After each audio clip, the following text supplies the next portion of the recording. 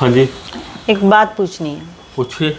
ये बताइए मुझे, दुनिया का सबसे सुखी इंसान कौन है? सुखी इंसान कौन है? दुनिया का सबसे सुखी इंसान है जिसके ऊपर कोई कर्जा नहीं है और दूसरा जिसके ऊपर कोई बीमारी नहीं है। वो दुनिया का सबसे सुखी इंसान है और जिसका परिवार इकट्ठा रहता है वो दुनिया का सबसे सुखी इंसान है। आज के टाइम तो सबके ऊपर कर्जा है। तो वो सारे दुखी हैं। आप बताओ कौन सा सुखी है? जिसके ऊपर कर्जा होगा वो दुखी इंसान होगा, क्योंकि उसको रात को नींद ही नहीं आएगी। उसको ये पता होगा कि भाई साहब मैंने तो टेंशन के कारण कि भाई साहब मैंने तो इसका पैसा देना है, उसका पैसा देना है और ये करना है वो करना है, तो वो टेंशन में ही रहेगा। अगर आपके पास कर्जा नहीं है तो आप दुनिया के सबसे सुखी इंसान हो।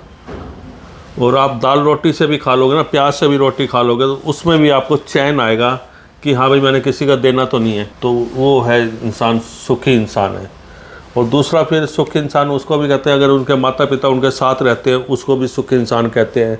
जो परिवार इकट्ठा रहता है, मिलकर रहता है, सबसे सुखी परिवार होता है।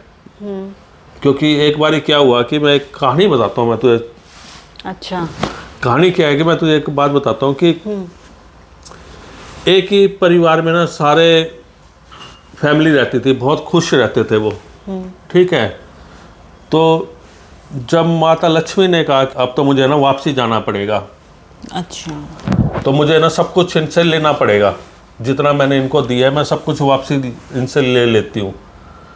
तो जब बुजुर्ग को सपना आया तो उसने लक्ष्मी माता ने कहा कि जो कुछ मैंने तुझे दिया है वो मुझे वापसी लेना है। वो कहते मेरा तो घर बर्बाद हो जाएगा, सब कुछ खत्म हो जाएगा। तो लक्ष्मी माता ने कहा तुझे मैं एक वरदान दूंगी, तो कल तक सोच ले, मैं तुझे वरदान दूंगी, उसके तू वरदान मांग लियो मेरे से। तो अपने परिवार को बुलाता है, तो परिवार वालों को बोलता है कि आज के बाद ना ये चीज़ हमारे साथ हो रही है और मेरे ख्वाब आया है, मुझे सपना आया है और ऐसे लक्ष्मी माता आएगी तो हमने आशीर्वाद लेना कि जो हमारा परिवार है ना, है वो टूटे ना, चाहे भी कितनी बड़ी मुसीबत आ जाए, चाहे कितने गरीब हो जाए, कितना भी गरीब हो जाए, कुछ भी हो जाए, मुसीबत आ जाए तो हम टूटे ना।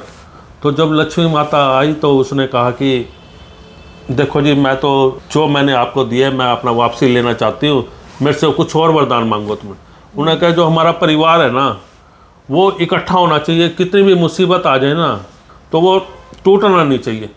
तो लक्ष्मी माता ने कहा जिस घर में ऐसा परिवार हो तो मैं कहाँ जा सकती हूँ। तो लक्ष्मी माता फिर दोबारा से उसके घर में प्रस्थान कर लिया, यानी कि वो सुखी इंसान थे।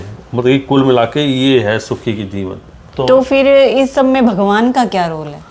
भगवान का रोल इसके अंदर ऐसा है कि अगर भगवान का आशीर्वाद नहीं होगा, अगर भगवान का आशीर्वाद नहीं होगा तो आपके ऊपर कर्जा होगा, आप दुखी होगे, आप परेशान होगे।